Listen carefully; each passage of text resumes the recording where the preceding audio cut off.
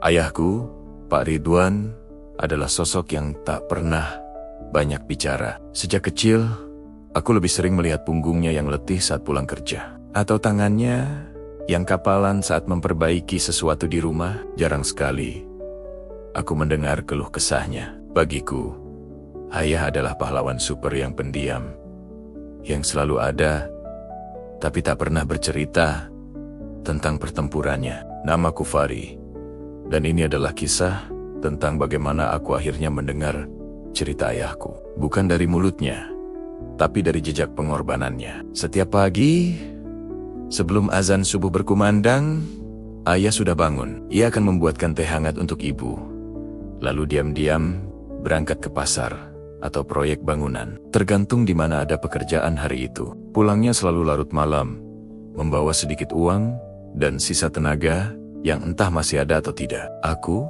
yang saat itu masih sibuk dengan dunia sekolah dan teman-temanku, jarang sekali menyadari betapa berat harinya. Bagiku, ayah yang pulang malam adalah hal biasa.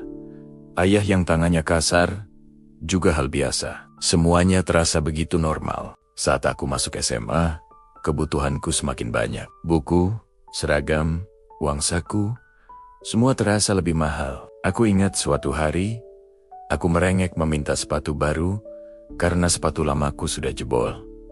Ayah hanya mengangguk pelan. Esok harinya, ia pulang lebih larut dari biasanya. Wajahnya terlihat sangat pucat, tapi di tangannya ada sebuah kotak sepatu baru untukku. Aku begitu senang sampai lupa bertanya, "Ayah sudah makan?" Atau "Ayah, kerja apa hari ini sampai bisa beli sepatu?" Aku hanya melihat sepatunya, bukan wajah lelah di baliknya. Tahun-tahun berlalu, aku berhasil masuk universitas berkat kerja keras ayah.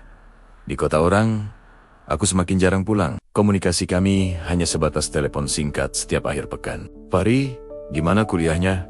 Sehat-sehat ya di sana? Uang masih ada?" Selalu itu yang ditanyakan. Aku akan menjawab sekenanya, "Aman, ya. Semuanya baik-baik saja." Aku tidak pernah bertanya balik, "Ayah di sana gimana? Sehat juga kan?" Aku terlalu sibuk dengan duniaku yang baru, dengan cita-citaku, dan lupa bahwa ada seseorang yang mengorbankan seluruh dunianya demi cita-citaku. Titik baliknya datang tiba-tiba. Suatu malam, telepon dari ibu membangunkanku. Suaranya bergetar, menahan tangis. "Fahri, pulang nak. Ayah masuk rumah sakit."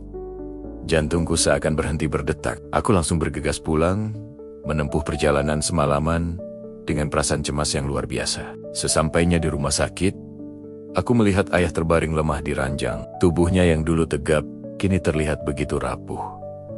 Selang infus menancap di tangannya yang kapalan itu. Tangan yang sama, yang dulu menggendongku, yang memberiku kotak sepatu baru.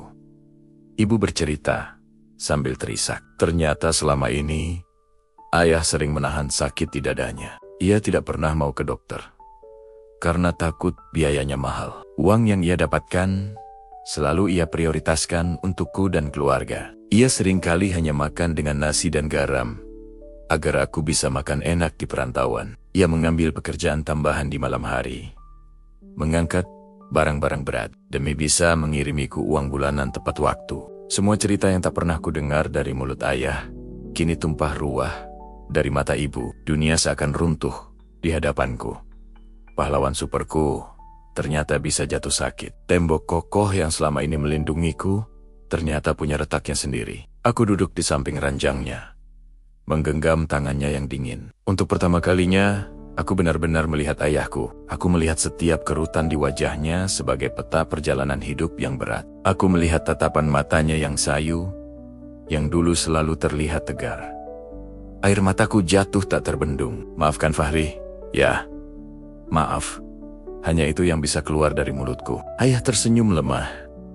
Sebuah senyuman yang seolah berkata, "Tidak apa-apa nak." Sejak hari itu, hidupku berubah. Aku memutuskan untuk mengambil cuti kuliah dan fokus merawat ayah.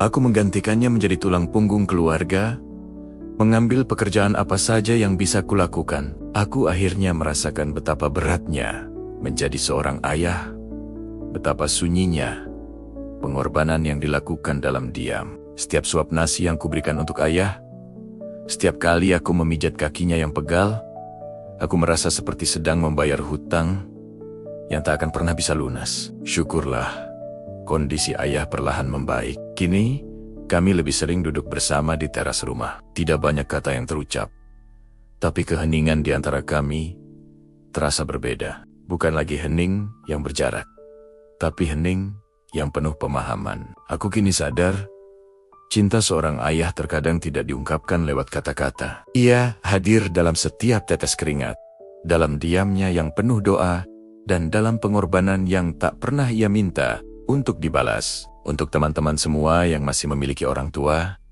jangan tunggu sampai mereka tak berdaya untuk menunjukkan baktimu. Peluk mereka selagi bisa, tanyakan kabar mereka, bukan hanya sebagai basa-basi, dan dengarkan cerita mereka. Bahkan jika itu hanya sebuah keheningan, karena terkadang cerita terbaik justru tersimpan di dalam diam. Terima kasih sudah menonton. Jangan lupa untuk subscribe dan bagikan cerita ini agar kita semua bisa menjadi anak yang lebih berbakti. Sampai jumpa di video selanjutnya.